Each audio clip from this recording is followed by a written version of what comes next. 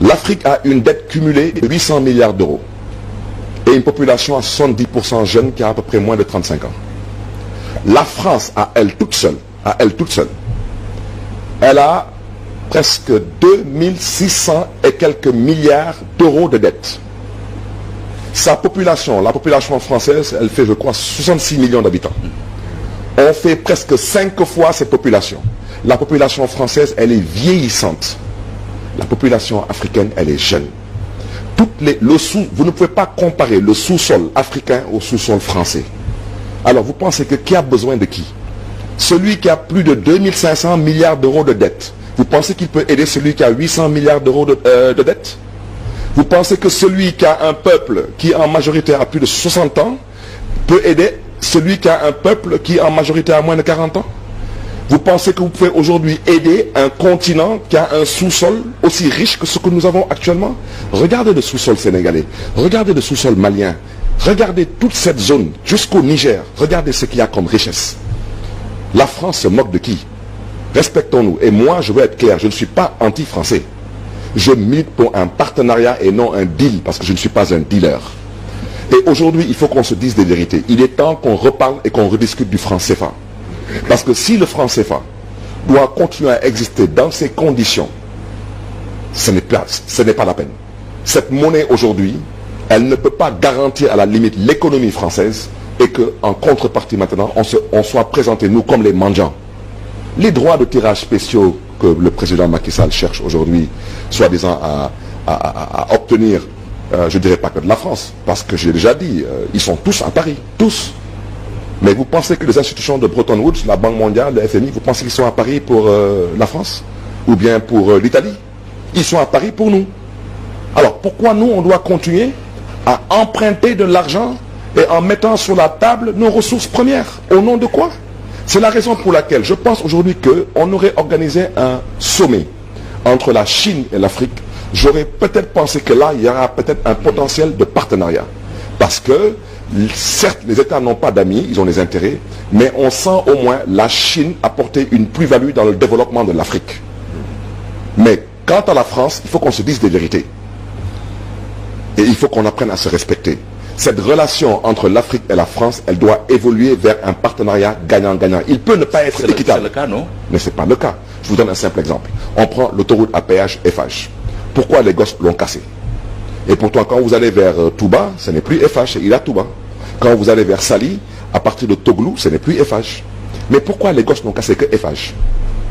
Comment vous pouvez prendre une autoroute qui a coûté plus de 360 milliards, sur lesquels les 330 milliards ont été apportés par l'État du Sénégal, donc par le contribuable sénégalais, sur fonds propres, à travers des prêts, et j'en passe.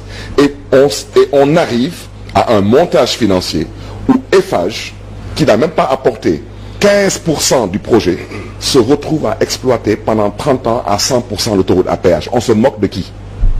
Vous pensez qu'on a besoin de faire Harvard ou Stanford pour comprendre ce qui se passe? Apparemment, vous n'avez pas lu le communiqué de Benno Bokayakar hier ou de l'APR qui a salué le défi du président Macky Sall à ce sommet-là. Il a été d'ailleurs le seul, à part le président de l'Union africaine, à prendre la parole.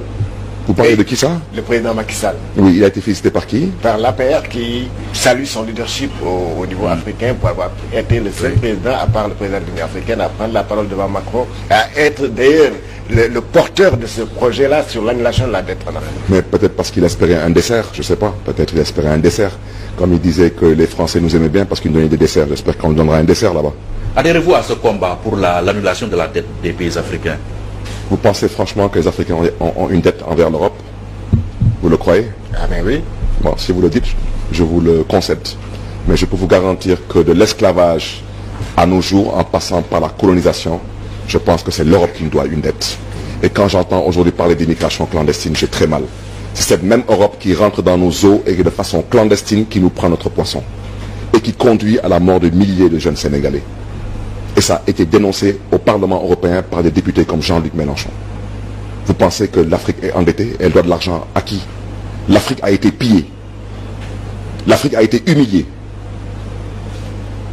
L'Afrique a besoin aujourd'hui de se réveiller.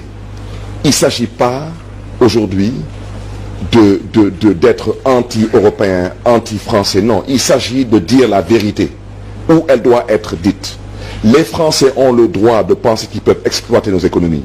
Nous avons la responsabilité, nous, d'avoir des leaders qui doivent dire non et construire des partenariats avec des puissances qui veulent travailler avec nous. On doit continuer à s'apitoyer sur notre sort. Mais c'est la raison pour laquelle on a été victime d'esclavage, de machines, de ceci ou de cela. Est-ce qu'il n'est pas temps que l'Afrique prenne son destin en main? Mais c'est la raison pour laquelle je dis que ce qui se passe à Paris, c'est une farce. Pourquoi les Africains, avant d'aller à Paris, ne peuvent pas se concerter? Mais parce que d'abord, les 3/4 des dirigeants africains qui sont à Paris sont mal élus. Pourquoi aujourd'hui on ne conteste pas un partenariat avec la Chine ou avec les États-Unis? Mais parce qu'on ne sent pas cette oppression venant d'eux sur nous. Mais la Chine qui n'est pas un modèle de démocratie aussi. Oui, mais je vais vous dire une petite chose aujourd'hui, Pierre. Vous pensez franchement que la démocratie, elle est adaptée à tous les peuples? Vous le croyez-vous? Vous pensez que la démocratie est adaptée à nous? Je vous donne un exemple. Dans une démocratie, les homosexuels ont les droits. Je suis un démocrate. Je ne suis pas d'accord pour l'homosexualité au Sénégal. Parce qu'on doit respecter nos valeurs et notre culture. Aujourd'hui, moi, je suis parti en Chine. J'ai vécu une bonne partie de ma vie aux États-Unis. J'ai découvert que la Chine était plus développée que les États-Unis. Parce que peut-être la Chine, c'est le communisme qui marche pour elle. Vous pensez que Kadhafi, quand il était au pouvoir, moi, j'ai beaucoup voyagé à travers. Je n'ai jamais rencontré dans ma vie de Libyens. Jamais. Même pas étudiants.